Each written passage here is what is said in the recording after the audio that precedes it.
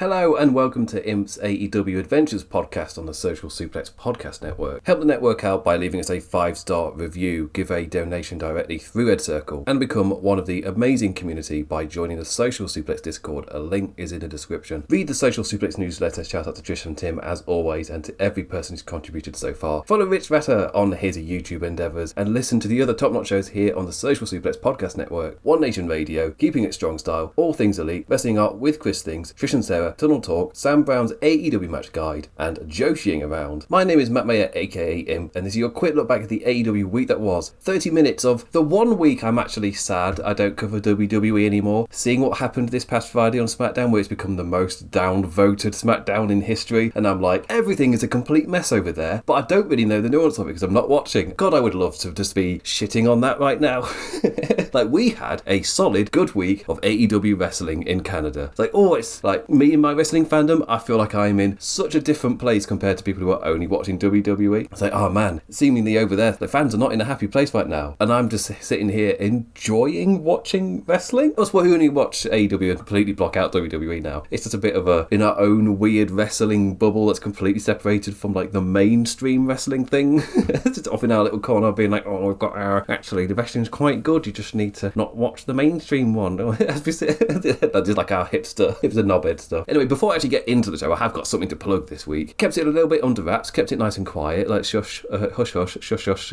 don't mention it, Matthew. It should be out by the time that I get the edit out for this, which is why I'm speaking all weird about it. I got confirmation before I recorded this. I was like, no, it's definitely going out beforehand, and if it's not out, that's Sam's fault. It's not my fault. So you also hear my voice twice today because I am on Sam Brown's AEW Match Guide talking about Kenny Omega, Kota Ibushi versus the Young Bucks. However, it's a very special episode because we managed to actually get quite a lengthy quote from Matt Jackson himself. So if you want to hear us glossing over that match, that tag match, about how amazing it is, it's a very jam-packed episode where it felt like we recorded for like 2.5 hours straight, and it was just like constant information happening. Like Sam's recap of the whole thing is like a 20-minute straight thing. It's like, okay, here's everything you need to know because it's so dense of material. But also in there, just to heighten it, yes, we've got a full lengthy quote from Matt Jackson, which we also got to break down and interpret into our review of the match. So that should be out now by the time that this is out. So if you're hearing me say this and you've not listened to that episode, I highly recommend you go listen to that episode. I won't be sad if you go over there and just listen to it. Like it's on the same network, maybe even the same feed. Like we still get your click through. Like go over there and listen to the Sam Brown episode. Anyway, that's that over. I get to talk about Dynamite from Winnipeg, Manitoba, Canada. A Dynamite that for me absolutely flew by. A collision for me that I enjoyed, but it's not one of those collisions that gave me that normal feeling of being so excited for Dynamite. I was actually just a bit tired of wrestling and wanted to do other things. I then did do other things. I had a great time. I think that's the difference between Collision airing not immediately the day after Dynamite. Like I normally get a break till Collision, but watching it on the Friday, because I'm English, I don't watch it live. Watching it on the Friday when I'd watched Dynamite the previous day, part of me was just like, I do actually quite like a break between the wrestling I like, I enjoy. I do other things. This isn't my entire world. I do other things. But anyway, let's start off by talking about something that did cause quite a bit of conversation. Chris Jericho's return to AEW. We'll get a proper explanation next week, but let's talk about the return of Jericho, about whether it was the right decision. But let's play a clip first and see if it gets copyrighted. Can I just post a clip of them chanting Chris Jericho's name? It didn't feel that loud. Part of me feels like I need to do the pyro and then the music playing, but you know what music's like in terms of copyright and stuff. But hopefully me blabbering on here, I sent the timer on long enough so it's not right at the start of the show. Okay, that's it. Protection over. Done. Play the clip. See you next time. Coming up at Dynasty on the 12th of...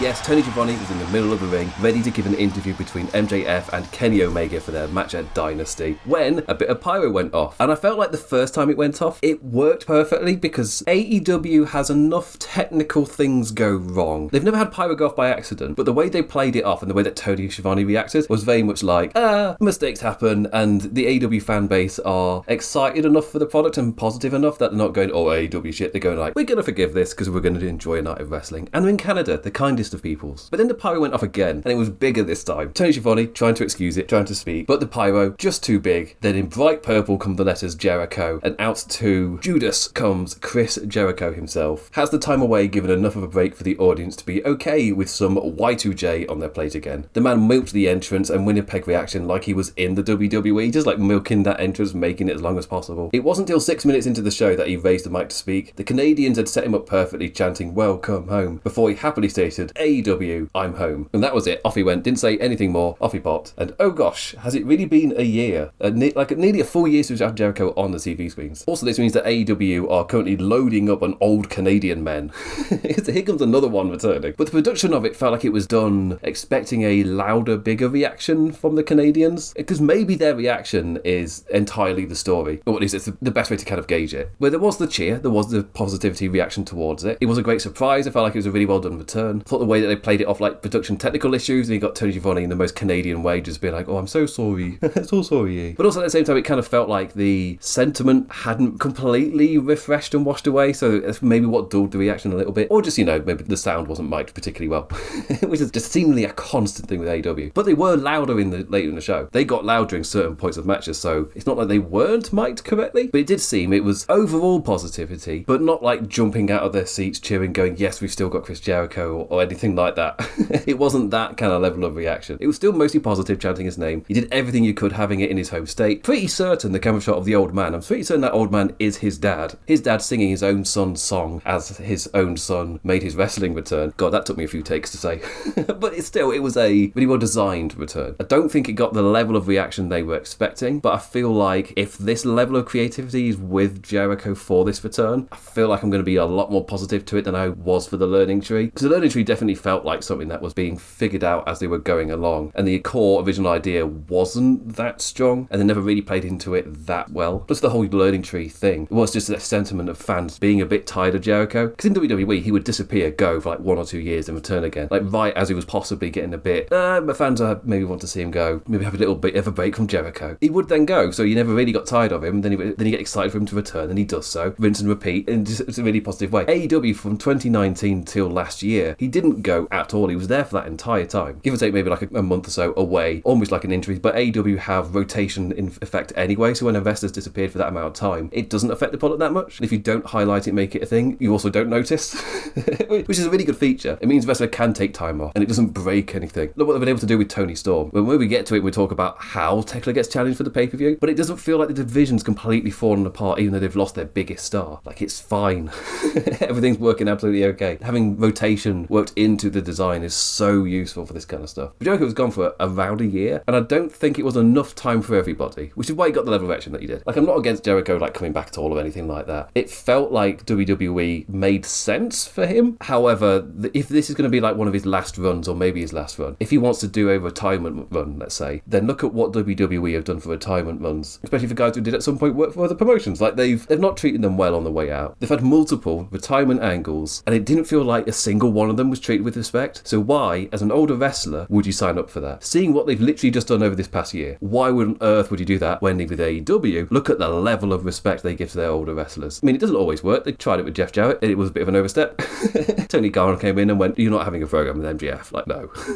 Absolutely not. But you can just see that level of effort. It is there. And what they did with Sting was just such a great advert for any future wrestlers who may want to retire and have a good final run. AEW's put their best foot forward and put a really strong advertisement out for that. WWE, the polar opposite. Why would any older wrestler return to that company for a retirement run? Why would they do that? The only reason they would for me is because they haven't watched and they've not seen what they've done with their other runs. Chris Jericho, obviously been very involved these last few years. He's got a choice to make, and if this is maybe one of his last runs, it makes a lot of sense to do it in AEW. But also, with the reports that were coming out, it's a lot more simpler than that. None of this comes into the picture because they just offered more money, which is quite funny. WWE with their grand spectacle, their self-grandizing stuff, but they're then offering lower amounts for the contracts, so AEW just win because they offer a bit more money. Like, for a company like WWE, which are making record profits, even with this not well-received stuff, the amount they're getting in is so incredibly high, because tickets are so expensive. No wonder the number they're selling is less, but they are raking in more money still. We had been waiting for the wheels to fall off. There'd been a talk for a long time that what was happening wasn't sustainable, and it seemingly happened this year, where it's just everything's fallen off. But it's just interesting that with that comes not offering higher amounts of money when you're in competition with somebody else. Like, for me, that's crazy.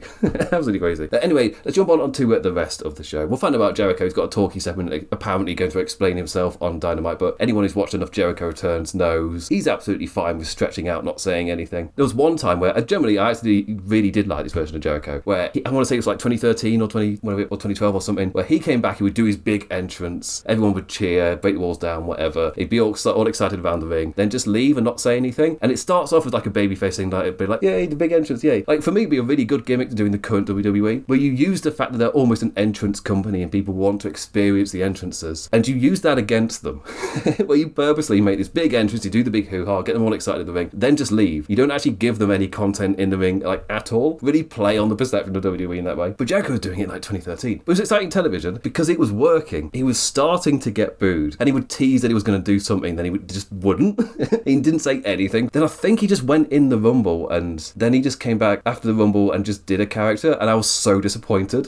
So I was just like, I was loving what he was doing here. Oh, they even booked him, I think, for like a 6-man tag main event or something, and then he came out and did the same shit, didn't wrestle. I was just like, this is great, I love this. But then they just dropped it. It did have a shelf life, but I did think it was working. And I think it is the only kind of gimmick where it works for people that they actually do want to see wrestle. So when you don't give them that, so you couldn't do that in AEW now because there's a contingent of fans who don't want to see wrestle. So it's not going to work that way. But I really liked that character. It was a shame it only lasted for like a month, if that. It was maybe just a few weeks building up to the Royal Rumble. But I thought that was a great gimmick that could have gone somewhere, and then they just slotted him into a story, and that whole thing was just dropped. It's like, oh, that's a shame. My point being, all because he's advertised to speak on Wednesday doesn't mean he's going to give you anything. Doesn't mean that at all. Anyway, jump on to the other notes. Willow Nightingale backstage put out a challenge to defend her title on the special Thursday Collision, and Renee was backstage to greet the Canadians, but it was Serious Adam she was met with, and wanting to beat people up Christian. Cope saying that they don't care who is in their way, they're going to beat up anybody who is. And Christian went to swing his chair at Renee. Cope had to stop him.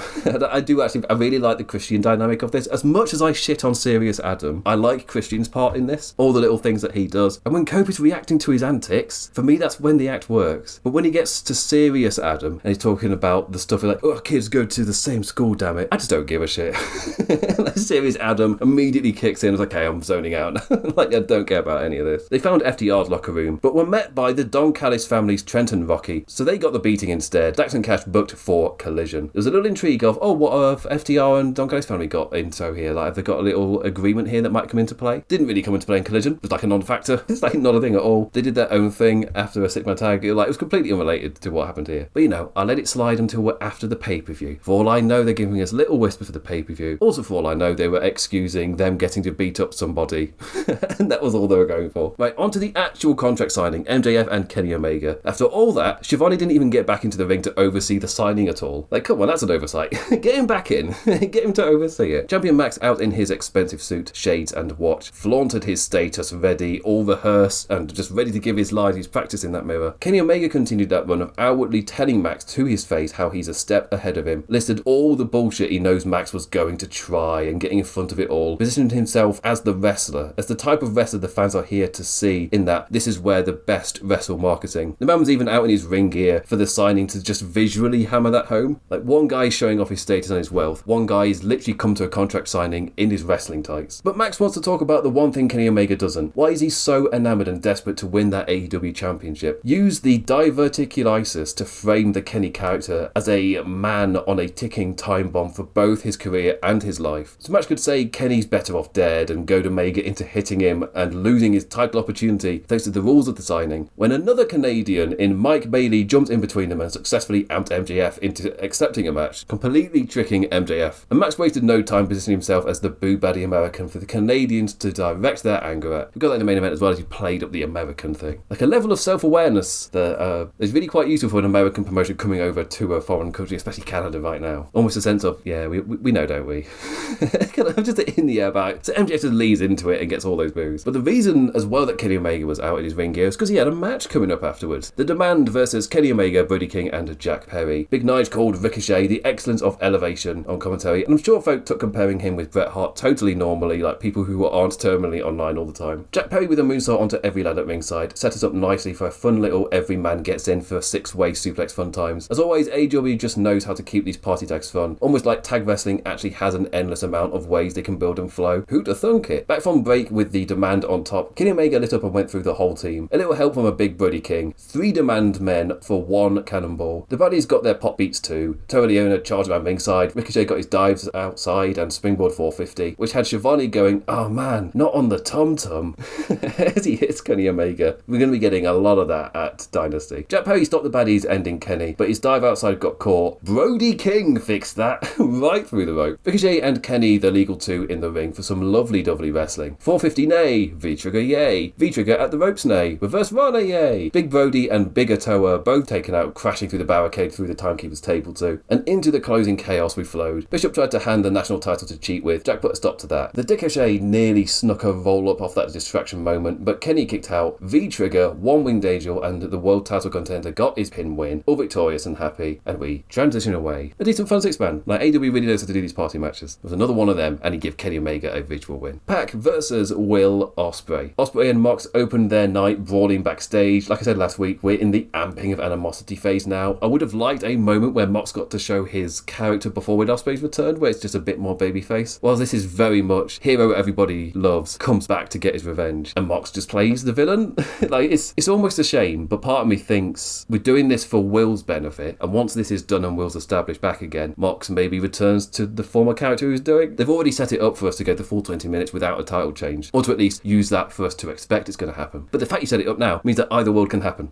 You've set up both worlds, it's fine. But on this night, Baddie Pac jumped his fellow countrymen on the ramp in boo baddie fashion. No Ospreay cheering entrance, bruv, you bastard. Brainbuster on said ramp, and we went full injury angle with the medicine folk through the ad break, finally into the ring, and stompy times from the Geordie. All targeted on Will's surgically repaired neck with cravats and all. Canada properly woke up into a "this is awesome" after Ospreay's first proper flow. Not even at any kind of apex, like they were all giddy just to see the man doing his wrestles. To be fair, which was a similar reaction that we saw in New Japan as well with his returning in the multi-man there. A second ad break with neck hurty times left the best, most fanciest sequences for the final third, but with Will going me neck for a second time, allowing Pac his kick out. The final minutes, my fast pace smooth everything. I loved it. No hand Hurricane Rana from Pac was beautiful. Top rope reverse Rana from Ospreay with him landing on his feet, got that loud reaction it always does. Black arrow to the back and Brutalizer locked into that me neck. Not really able to escape, Will trapped in the middle of the ring, instead was able to force a roly-poly and pinned Pac's shoulders down for the win. Not happy after the bell, Pac went for his post-match baddie beatings, but Will used his last energy to lamp him with a hidden blade, so he had nothing left for the rest of the Death Riders. Wheeler and Garcia stomping, Claudio with the chair wrapped around his neck, but Mox stopped him and Marina passed the mic. The six of us, how did you think this was going to go? Next time, use your head or you might lose it permanently. This isn't personal for me, Will. Don't make it personal. And off he goes. I love the camera shot they did for this as well, where it was like level with Will Ospreay and you looked up and you saw all the Death Riders there, and then Mox is near the head crouching down giving his mic. I thought the shot for it was great. That line about it being six of us, how do you think this was going to go? Also a great line. It is almost like just a shame that we're not seeing much of the Mox character that had developed over this. It's almost like for this to work, for this to be a return little elevation for Will, the Mox character has had to somewhat regress a little bit, which you can do for like a feud or for like a month. You can even use it as like a logical mini regression of sorts. But obviously as wrestling fans we then go, oh, has the development for this character kind of seen it all happen and now we're just back to him being a baddie? Like that's the worst fear. Part of me sees this and being like, we're doing this for Will's benefit. There's always a chance that it's literally just for this return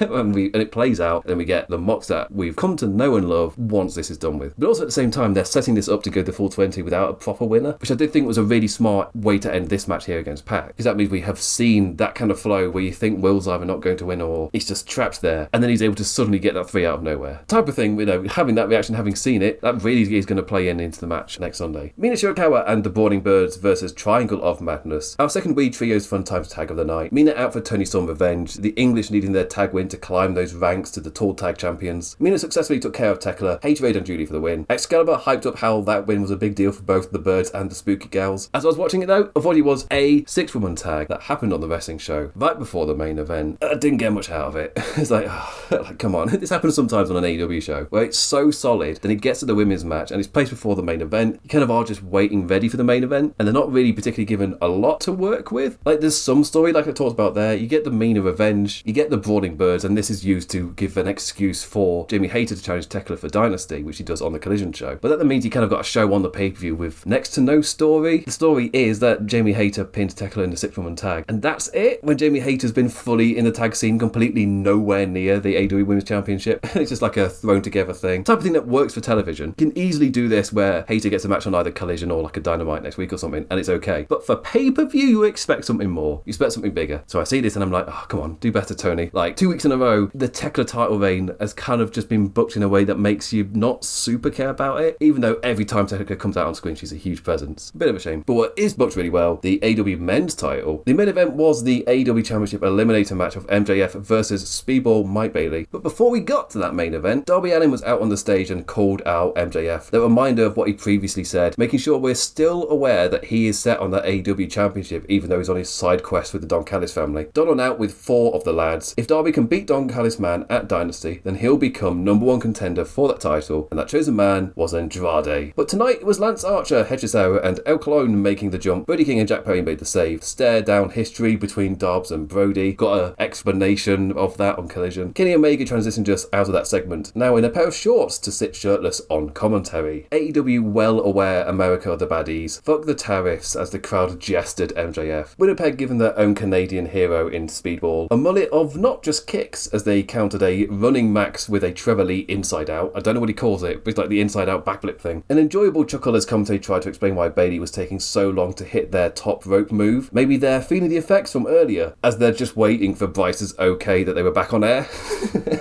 I just love that where they try and give an inside world reason why he's taking so long, and I'm watching the screen with Bryce just being like, we're not on yet, keep we're not on yet. Okay, go commentary trying to excuse it. It's a wrestling world. Sometimes when you see through it gives you a nice little chuckle. Nay, top rope happiness though. More MJF more than happy just to be the dance partner as Speedball hit all of his shit in the main event spotlight. Went for the double knees backflip on the apron one too many times though. Max read it and jumping tombstone to the Poor Trios champion. Heatseeker with a loud saluted God bless America, ensuring resounding boos for the pin. Post-match cheap shots brought Kenny up from the announce desk, just a natural excuse to end the show with the focus back on Kenny. Bryce gestured to Bailey's neck, going off air with Bailey getting their applause from their fellow Canadians. Kenny's music that played though, don't get that wrong, Bailey is still a side character. Kenny's the one we actually care about, and we are the nation of Kenny Omega in Canada, and that is how we go off air. Very Hogan of Kenny Omega for Bailey to get his applause, but then he's there and he gets his music played. I like that. Not the vibe they were going for. And we do actually like Kenny Omega, so we do cheer that he came to his friend's aid and he's the one whose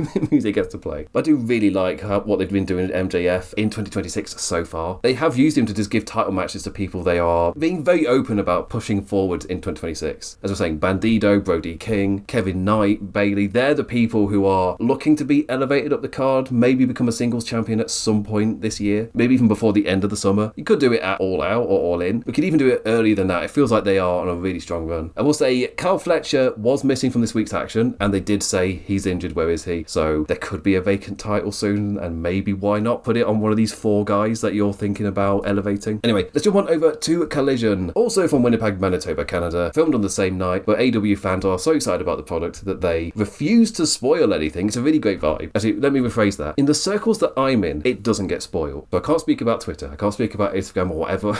All these different platforms that I'm not on. Facebook. Who goes to Facebook for wrestling news apart from really weird people that I purposely stopped going on to Facebook so I wouldn't see? But I can be sure that until the show is aired, I won't be getting spoilers on the little things I'm from. And that includes this community, so that's great to see. I mean, what really helps, I do really like the idea of splitting the live from the general chat. So you know where to go if you're going for like a general chat type of thing. Anyway, jump over to Collision. Starting with the AEW Continental Championship Eliminator with Mox returning to his opening banger slot, this time against Anthony Bowens. So let's play a clip from that match of Anthony Bowens winning, right? It's totally Anthony Bowens won. Because that's where we go with Mox right before pay-per-view. When the wrestling's all right and entertaining, the result will be predictable isn't the end of the world. So anyway, let's play a sound clip of Mox winning a wrestling match. Miscalculation from Bowens. Could have used his foot earlier, but... Oh, the Death Rider. Spells the end. 1, 2, 3. John Moxley wins again. And it appears John Moxley is honing his stalling staggered cell, ringside after a shove, flailing a ghost lariat after taking a kick. Mox answers the question, can I just stand all wibbly wobbly to sell it? And turns out, yes you can. He's got a Will Ospreay pay-per-view match next weekend. Let the man Randy Orton for a night. I typed that before he took like a spinning DDT out of the corner and a suplex on the top. But still, arguably the superplex is also a Randy Orton bit. I typed that note about letting the man Randy Orton, and as I was finishing typing it, I looked up back at the screen and he was taking a superplex. I was like, oh man, this really is an Orton match. Fameasser ducked, the Bowens hop caught into a sleeper, but that wasn't enough to keep the man down. I guess driven by his promise to Hook to make a statement against Mox. Don't really know what this Bowens character is. He feels like the kind of wrestler that with stronger writing could be going somewhere. And I did like the arc with Caster. I like the silly nonsense of that stuff. It wasn't going to help him be taken seriously at all, but as an act it was entertaining. I don't know what this is with Hook. I don't put all the blames on Bowens. Feels like it's being written really weirdly and paced out really weirdly. There was no mention of it this week, which I don't know if that helps or not. They've said they're scouting for people, so it makes sense for them to not be there because they're busy scouting. And technically you've got Bowens there, so that keeps that wheel spinning, just, not very excitingly. Mox versus Bowens, yeah, that I'm into. The side story with Hook, it's not, just pretend it's not there. When you watch this match in the future, you'll forget that was part of this. Wally Whoop rolling elbow gave us another delightful standing groggy sell, allowed Bowens to hit 2 more, and a lovely transition into a Mox sleeper in the kick out. Bowens couldn't escape the champion's trap, paradigm shift, and the win. William Billiam with a wee hidden blade hello. In Mox's quick escape, he left the title in the ring. Ospreay made the challenge with a promise to do a lot of damage in those 20 minutes, and said a word beginning with C that English people and Australians love to say, but I don't know if I'm allowed to on this platform, on this network, with all the different services that we're on. I don't know if I can say that word. William Billiam just said it, had to spend the money on the bleeping sound, as Will Ospreay called Mox a C word. In front of a Canadian crowd as well. The most kindest of people. Just sat there like, what'd you say, eh? As William Billiam gave that challenge out for Dynasty. 20 minutes for the title. Let's just beat the shit out of each other. And after the second match of Collision, Mox cut a promo backstage with the air conditioning on high.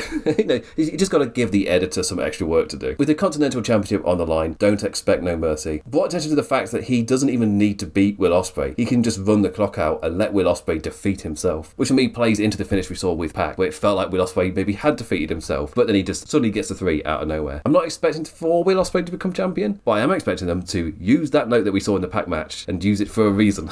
They're going to use it and they're going to trick us. Other notes: Okada, Mark Davies and Andrade backstage. Imagine typing that in 2019. A wild lineup. Fletcher's injured, so where's Takeshita? Okada letting Davies know he's got him on a top tier replacement in Andrade. And they had that tag match later in the show. The Hurt Syndicate returned via a backstage pre-tape. Bobby Lashley's back from injury and MVP announced the trio are officially recruiting for a 4th member. MVP saying that they're going to do what they always do and hurt people. Bobby Lashley delivering his line like a man who doesn't care about where he is.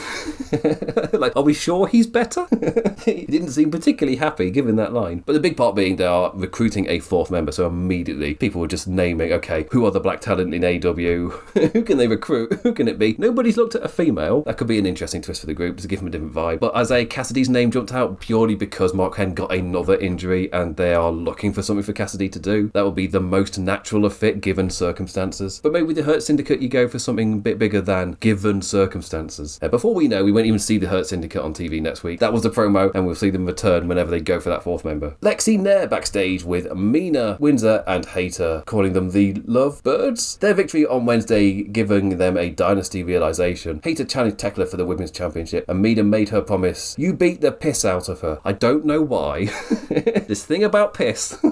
I don't know why it's such a big deal and Mina keeps saying it. Still a thing on this next week. Which tells me, is it getting over? Is that getting over? Is it just because I'm English? I have this reaction to it. I did bring up Isaiah Cassidy. He got a backstage to camera by himself. Ken injured yet again. So my read was wrong last week when I said, oh, maybe they're going to the E. He's like, no, legitimately there was an injury. And that's why Mox said his statement about them being out for a bit. But man, that injury does suck. Hopefully they can do something with Cassidy. Always been something about the private party duo, even though the booking's not perfectly clicked. I just feel like there's something there. If they can hack it, if they can crack this puzzle, there is something there. Brody King and Jack Perry approached Darby Allin. Neither of them like him or forgive past violence, but realise they need him. And the acting for this segment was not great. It was not great. But hey, they did need to address that history if they're going to team. Like, these two specifically have pretty unique violence history with Darby. What Brody King did to Darby in their amazing matches. Perry just repeating over and over, you set me on fire, saying it over and over again. And the laugh did get more audible by the time he finished the segment. But the whole staging of this and delivery the lines and everything, it felt WWE, hit your mark, say your lines. But none of it said with conviction or whatever.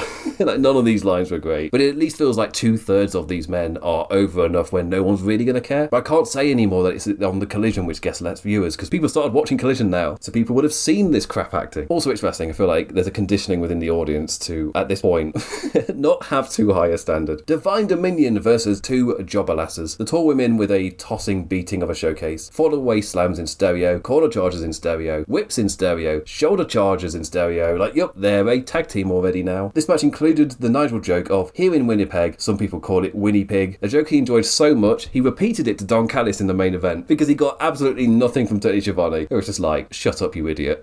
It's completely shut it down like a scorned lover. Completely shut it down. And then Nigel just said it again. I do like how that played off here, where it did feel like Tony Schiavone was just almost a person who was just like annoyed with Nigel's antics. Second he tells a joke, he gives him absolutely nothing. But when Don Callis is there, Nigel's like, hey, I'm going to make someone laugh here. He's going to like my joke. Divine intervention as we continue to get that double chokeslam move finisher over. It also pumps up the Divine Dominion's undefeated number to 5-0. Yes, it was another jobber match, but they all count. The TBS Championship Willow Nightingale's challenge. Who was this mystery person who showed up? Hikaru Shida. Shida's back. Excalibur kindly let us know it's been over 500 days since she last wrestled in AEW ring. Throughout the match, commentary were constantly reminding us of how Willow has been burning the candle at both ends, defending both the TBS and women's tag titles. She was wearing the tape on the shoulder to just sell that visually as well. Taking a page out of the Monet playbook in more surviving the title defense than convincingly winning in style. Shida had the run of momentum, but Willow rolled her up and snatched the win. After the match, Willow posed to the camera all smiley and happy, and Shida rose behind her with the kendo stick all angry. But she couldn't do it. Hadn't totally snapped even though she was frustrated. By the time Willow turned around, the champion didn't see how close Shida had gotten to swinging. Just gave the woman a thumbs up with a good job, ducky. And then off she went. It's always great to see Shida. I didn't realise it'd been that long since we last saw her. But she'll pop up, have a mini program, and then we don't see her again. Also, I found out that for her stream, because I know that she streams playing the Yakuza games quite a lot, and she was like, oh, I'm going to have to delay the stream because I'm going to instead go live after Collision's aired on the television. But yeah, completely forgetting to mention that the reason for that was because she was on Collision. So I delayed the stream because it was the show she was on. Didn't even spoil it for her loyal Twitch followers. That's a wrestling pro. FTR, they also got to face two jobber lads, our second tag champions jobber tag of the night. An excuse to get two more local Canadian younguns experience on the show, but also to stage our angry Christian and serious cope attack. 4 security lads for them to wallop with their chairs. A wee brawl in the ring with the Canadians victorious. No hesitation setting up the concerto to Wheeler, but the heroic, brave Big Stoke made the save. Security back in to take the Unprettier and Spear instead. The promised concerto delivered too. I guess no need to think outside the box with this build. This feels like the most standard. We've got the people coming out of the chairs are all angry. We're going to go after these villains. This feels like the most standard way this could have played out. They're thinking fully within the box for this view. I think I've said it. I'm not excited for this really in the slightest. I feel like after their match that they had it all out, they showed they can have a good match together. But like build and character wise, like I'm enjoying Christian's work. Everything else is just like it is, isn't it? It is. But I am interested in what comes afterwards. As soon as that Young Bucks element is immediately put back in, I suddenly have my interest. And no, that's not just because I did a show with a Matt Jackson bit on it this week. Like, no. They're the interesting component to this trio stuff. However the Young Bucks are going to react to Edge and Christian, for me that's interesting. Edge and Christian winning the titles and then facing the Young Bucks, for me that is a interesting dream match now. The three of them together doing some form of reference, some form of homage to the trio's runs that were happening in 2000 and 2001. I'm all there for that as well. But FTR versus Edge and Christian, just serious Adam, innit? It's a serious Adam. Juice Robinson versus Tommaso Ciampa. Juice in velvet trunks took a second to get used to. That man returned in the summer in a full wrestling singlet and trousers. Now look at him. Like a slow burn Andrade. It took me a second. After the break, Juice finally rose to Ciampa's antics and baddie jabs. Not even a ref distraction dick kick to set up a rope drop DDT was enough to keep him down. Air raid crash off Brett's rope countered into a powerbomb for a Juice near fall. That's when I realised just how red and beaten Juice's chest was. Like, oh bloody hell, this Ciampa chop's be something different. But the Juice was not loose. 2 knees instead for the 3 count. As in 2 running knees, not I realised the way that I phrased that. 2 running Ciampa knees and that gave him down. The penultimate match was Andrade and Mark Davies versus Javier and Vince of the Rascals. A wee non-jobber tag, absolutely fine. Not a lot for me to talk about here. I consumed this as a wrestling content on my television. Don Callis on commentary said that there's no one attractive in Winnipeg, and that's why he had to leave. Which I thought at the time was just like a heel manager saying normal heel manager lines on a commentary thing. But then I realised how much of an idiot I am when Andrade does his selfie with a ringside model spot and Don's like, well, she must be from out of town. I felt like such an idiot being like, I should have seen that's why he said that. So that he can deliver that line later. It's a setup and a payoff. He's done comedy. He's done actual comedy. There's nothing else I can say. Assisted standing shooting star met with knees, just like last week against the FTR in that match. Davies perfectly set up Andrade's win via the gut wrench power driver driver, and Andrade happily obliged, hitting the DM for the win. After the match, Okada's music hit and he strode on out with Trent and Rocky, stompy stomps on the Rascals, and I'm like, whoa, who's going to come out and make the save? This feels like we're building to something. Poor Desmond Xavier alone in the ring, taking all the beatings. When his stablemate Myron Reed made the save, Okada just ran away, Trent and Rocky cleared from the ring. No saving run out, just Reed genuinely fending off all of them by himself. I was like, oh, maybe we're just building to a little telly match for Okada. And maybe they were impressed with Myron Reed's singles match last week, or they gave him the singles match because they're doing something, so they just gave it a little thing to establish it and gets used to Reed as a single star. Whatever's happening here, this doesn't scream pay-per-view match. Whatever this is. I know Tony Khan likes to bloat out his pay-per-view cards, but I don't particularly need Myron Reed versus Okada on pay-per-view. That absolutely screams a solid little collision match. But I mean, I don't know what else they're doing. I don't know what the plan for the pay-per-view is elsewhere. Like, obviously the dream match is Mystico versus Okada, but I don't know how they're getting there right now. The main event was an 8-man tornado tag. Claudio Castagnoli, Wheeler Yuta, David Finlay and Clark Connors versus Mystico, Kevin Knight, Orange Cassidy and Roderick Strong. Party tag main event time. Did you know that Mystico is pretty damn good? The floor seats folk on their feet for the final 6 or 7 minutes tells you how much they enjoyed this one. Either that or how sore their bums were come this point of the recording. David Finlay just walked Cassidy backstage. I guess that's one way to dwindle the opponent numbers. Mystico and Claudio in a lightning pairing of a little wrestle. Unsurprisingly, the tall Swiss man was such a good base for the Mexican megastar. Nobody home for Wheeler's fastball special splash. La Mystica grounded Claudio. This time Knight's UFO distance leap was absolutely nailed on Yuta. Okada got an ouchie last week, but this one here was just perfectly aligned. 1, 2, 3, goodies win. A main event that I did enjoy. The quality of the lads in this match is just this is the type of thing that really hammers home that AEW, this is where the best wrestle. When you're looking in this ring, you're like, man, the talent on display here is so solid. But also it's a party tag main event. And AEW, as I was saying about the match from Dynamite, they just know how to do these party tags. They're always fun. They did do them a little bit too much over the summer once they realised that, oh, we could do a party tag every week with 8 different people. And it was good for a bit, but then they started doing it every week and I did start to get a bit tired of it. There is such thing as too much of a good thing, and that proved it. Anyway, that does bring me to the end of the show. Not a collision with a lot for me to say. The main talking point really being Jericho this week. Everything else continued to build relatively well for Dynasty. I'm a bit soft on some of the stuff. Like FDR Copa Christian feels like something I need to get through, but I feel like the match itself, they show me they can do quality at All Out, so I'm expecting that again. Tekla Jimmy Hater hasn't had much of a build. They've got 2 more shows to convince me of this. There is history to work on. You know, Tekla was the person to take out Jamie Hater, so there's something very big there to work on. But it does at the moment feel like a build for a TV match rather than a pay-per-view match. But you can convince me, and also, the second Tekla walks out, I'm just like, you're so cool. I love your presentation. So it's just, like, I'm easy to sway, I think, with the Tekla stuff. Anyway, that just brings me to the end of the review. Maybe it's good this one's slightly shorter because that means, you know, you're going to hear a lot of my voice this week. So please do listen to me over on the AEW match guide, going in a really high detail into one singular match compared to this show where I've glossed over everything. That 30 minutes of somebody glossing over kind of semi-giving his thoughts on it. You know, sometimes you don't need to go too deep and analyse. You can get everything I feel about this show this quickly. Anyway, I'll be back this time next week to talk about the Dynasty show itself, if I'm lining up correctly. Yes, because WrestleMania's in 2 weeks and I remember that Dynasty's a week before. So yeah, I've stopped covering the Go Home show, so I'm just going to talk about the pay-per-view. I'll try and get it out. If it comes out a little bit later, it is purely because on the day that I watch the show, I also have to do the recording, get the edit done, and this is quite a big edit, these things. So if I don't get it out, it's literally just because I ran out of time, and I'll try and get it out at the least irritating time. There's a reason I come out on a Monday. There's a reason. It's good to be on a network where we've got such high quality stuff and it comes out at a regular time every single week. I feel so honoured to be part of this network. But yeah, if I'm late, I can't miss my deadline. My deadline is, don't get that thing up on a Tuesday. Do not upload on a Tuesday. So like, in my head, that really helps me get that edit out. Anyway, I'll be back this time next week. So with that, thank you for listening, liking, engaging in any form, any manner. Always appreciated. Never take it for granted. Ta-ra, duckies. Ta-ra.